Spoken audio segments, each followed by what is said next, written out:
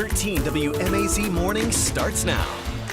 Good Tuesday morning, Central Georgia. It's another warm and humid start to the day with more heat coming this afternoon. I'll have your full forecast coming up. With 2 people getting killed this close to my home, just close it down. Concerns in Washington County after a deadly shooting at a ballpark. What one woman says she's now scared to do. And a driver seriously hurt in a wreck in Macon. What happened to their car after a crash at a fast food restaurant? A tax break designed to give you relief at the gas pump is no longer expiring today as planned. How it got new life and what this savings means as vacation travel season heats up.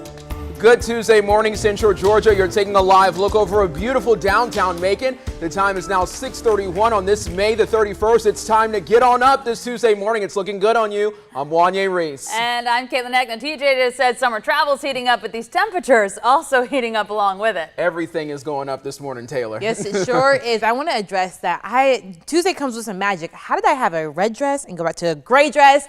Who knows? But I did that, right? Tuesday is bringing that magic, and it also is bringing the heat, like Caitlin, Wanye, and TJ were saying. Right now, here's a live look from downtown Macon. Beautiful sunrise. Some of that fog still on the horizon. Temperatures, though, starting off warm in the area. 64 degrees now in Macon, and we're seeing some 60s across the area as well. 67 now in Wrightsville, 67 in Dublin, 63 in Eastman, 67 now in Cordele, and 67 in Butler. One place, though, America's sitting in the 70s. So a warm start to the day, but it also is noticeably humid. A little less humid than yesterday morning, but 60s and 70s, not really that much of a difference. So definitely make sure that you are wearing those short sleeves because the humidity could get to you this afternoon as those temperatures do rise into the upper 80s and low 90s around the area. And once you pair the heat and humidity together, you start to get those afternoon showers and storms. That's a possibility for today. I'll break down the timing of that in your 7-day forecast. All that's coming up in a few minutes. Anytime someone loses their life to something that's so not necessary, it affects the community, especially family and friends of the deceased. This morning, we're continuing coverage on a deadly shooting at a party in Washington County as investigators search for who's responsible. The shooting happened Sunday night at Larry Mitchell Ballpark around Sandersville, leaving 2 men dead. Washington County Sheriff Joel Cochran identified the victims as 17-year-old William Lowry and 30-year-old Christopher Dunn. Sheriff Cochran says his office got a call of shots fired at a party. He says there was more shooting even after the first deputy got there. Doris Dunn lives just down the street and heard those gunshots go off, and she's scared to leave her home now. Last night with 2 people getting killed this close to my home, just close it down. All my sons was up there, nephews, nieces. I mean, it could have been one of them. Sheriff Cochran says there were around 1,000 people at that event. He believes the shooting is likely gang related. They are continuing to search for the shooters and trying to find out exactly what happened. The time is 6:34 a.m. Now to 3 other headlines we're following for you this morning. 1 person is dead and another is hurt after a wreck in Macon. The Bibb County Sheriff's Office says it happened just before 5 yesterday evening in the 7100 block of Thomaston Road. Deputies got a report that a truck tire blew out, causing the driver to lose control. The truck went off the road and rolled down a hill. The woman riding in the car died, and the driver went to the hospital in critical condition. Coroner Leon Jones told us this morning they are still working to identify both people in that wreck. Shortly after that wreck, Bibb deputies also responded to a crash at a Macon fast food restaurant. The driver now getting treatment for burns. The sheriff's office says the accident happened at the Taco Bell on Bloomfield Road just after 5 yesterday. Deputies say a car flipped and crashed into the outside patio of the restaurant, then caught fire, trapping the driver. The sheriff's office says the driver went to a Macon hospital in critical condition and is now at the Augusta Burn Center. Investigators are still working to identify the driver. And we are just learning that the woman hit on Pinona Avenue in Macon is dead. Bibb Sheriff's Office says it happened just before 9:30 last night at the intersection of Pinona and Carroll Street. Deputies got called there about an unresponsive woman lying in the road. Coroner Leon Jones says they found 52-year-old Audrey Mack there. She went to the hospital, but doctors pronounced her dead just a short time later. The driver did not stop, and there's no word right now on what kind of car they were driving when they hit her.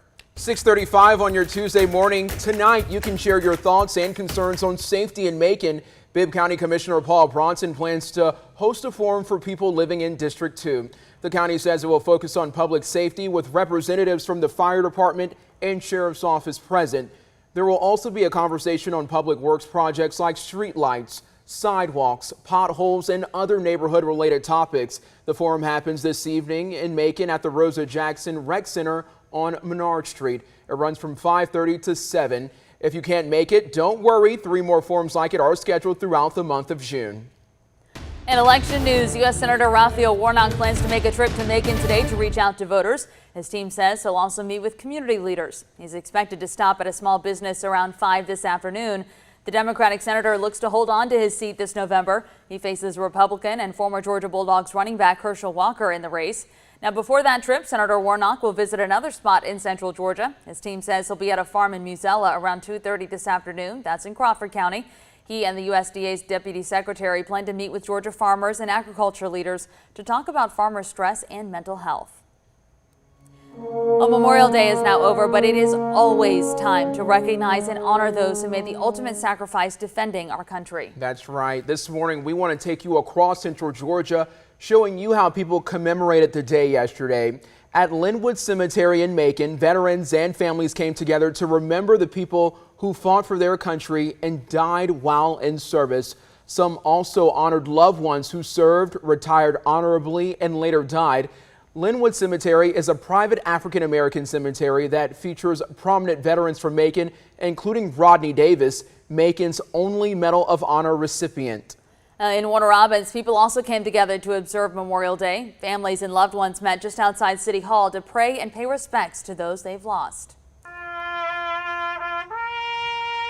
And in Milledgeville, a veteran honored fallen soldiers through music. Dozens came out to Duke's Lounge on Lake Sinclair to listen to Larry McClendon's rendition of Taps. McClendon is a retired Army colonel who served over 36 years. McClendon says he played taps at military ceremonies throughout high school and jumps in if needed these days. A few years ago, a neighbor actually asked him to play at this event. He's proudly played ever since. I think it's just an honor that people should continue to remember those great Americans who have gone before and laid the groundwork so we can enjoy a great weekend such as this. And I know we have Memorial Day, but every day we need to remember our men and women who've made that ultimate sacrifice, and also remember that we're also thankful for the families. You know, growing up military, you growing up military, there's a lot of sacrifices that those families have to make also. Absolutely. Those who've lost, and of course the people now who are serving, because they have agreed to make that ultimate sacrifice if needed. So we are grateful for them choosing to do that for our country. Very much so. While Mr. McClendon is mostly retired from playing the trumpet, he says that he gets playing in shape each year for this event, just as far as getting ready. He says it's the least he can do for those who gave so much. Time is 6:38. I know yesterday at 3 p.m. they did the Taps Across America. Yes. I went outside. I didn't hear anyone in my neighborhood playing, but I saw people all over social media going out there to play taps. Yep, I saw it last night on the nightly news with Nora O'Donnell, and just to see how it's continuing to grow, something that started during the pandemic when we couldn't, you know, recognize those lost service members like we did. I'm so happy to see like what the future holds. I think it's really going to get bigger and bigger. I certainly hope so. It's definitely just heartwarming to see that. It is, and I actually am the granddaughter of a Navy veteran. So I don't think most people know that, but yeah, so military is in my family as well, and it's so important for us to just recognize those people who, you know, again, put their lives on the line for us. And I'm just so grateful, like you said, to keep going with this tradition, and thankfully we had some good weather for that. People can go out and play the trumpet this weekend, and thankfully the weather will continue to be nice, maybe a few hit or miss storms, and I'll talk about that right now. Here's a live look from May Days, which happened yesterday. It was the last day for this event. Of course, Georgia National Fair coming back in October, but from this morning, you can already see part of the Ferris wheel has been taken apart and started doing that right now. A few people, I know, they're getting a move on. They said we're going to be out of here by 10 a.m. people, okay? Chop, chop. Right now, you're seeing all of the stuff being taken down, but it will be another great day. If you just want to head to the National Fairgrounds just to get out and enjoy the beautiful day, if you want to head to the pool, will be a great day as well. But it will be hot and humid, so make sure you have the sunscreen on you for today. Right now, temperatures around the area in Perry sitting at 65 degrees, and that's because we're seeing all this warm air and moist air being pumped in by this high pressure system just to our north. So warm temperatures across most of central Georgia. 64 now in Macon, 66 in Warner Robins, 69 down in Montezuma, 66 in Fort Valley. Area wide, we're seeing 60s across the map, except for Americus, where we're sitting at 70 degrees. The humidity will continue to rise as that high pressure system is in control. That'll pump warm, moist air into our area. So you'll feel the humidity, and that is why some places around central Georgia are dealing with some patchy fog. Once you have those air temperatures and those dew point temperatures start to match, we start to get lower lying levels of moisture, and that translates to fog. So places in the eastern parts of central Georgia, from Vidalia all the way up into Sandersville, seeing some denser fog. So take your time if you're on the roads this morning heading to work, and use your low beams and make sure you're paying attention to those roads. We'll be lifting that fog as we head throughout the morning, and we'll stay dry in terms of that. Temperatures rising to the mid 80s by the afternoon, maybe a sprinkle or two, but most of the rain will really come through the heat of the day as those storms do roll in from the east. The places that will definitely see some rain will probably be places south and east of Macon. Otherwise, everybody else will see abundant sunshine. So mostly sunny day, except for the times where you can see maybe a passing shower or storm throughout the day. Thankfully, not as big of a chance for rain as we saw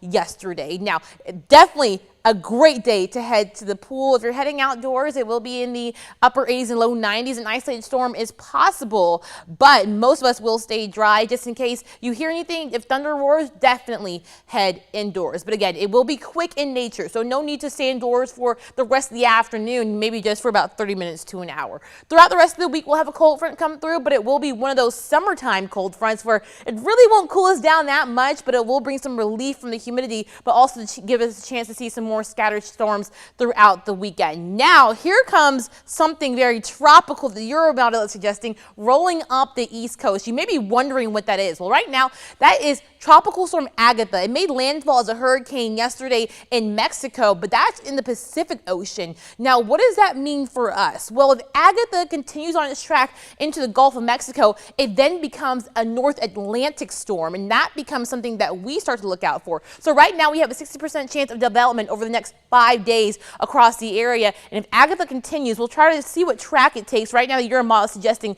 it's going to go and slide up across the East Coast, but we'll just keep an eye on that as well. For the next 7 days, we're going to stay in this summertime feeling tropical, but not from the tropics as well. We're staying in that summertime pattern temperatures in the low 90s to mid 90s across central Georgia. Hopefully that cold front will bring us a little bit of cooler temperatures, but I'm talking cooler upper 80s for Sunday.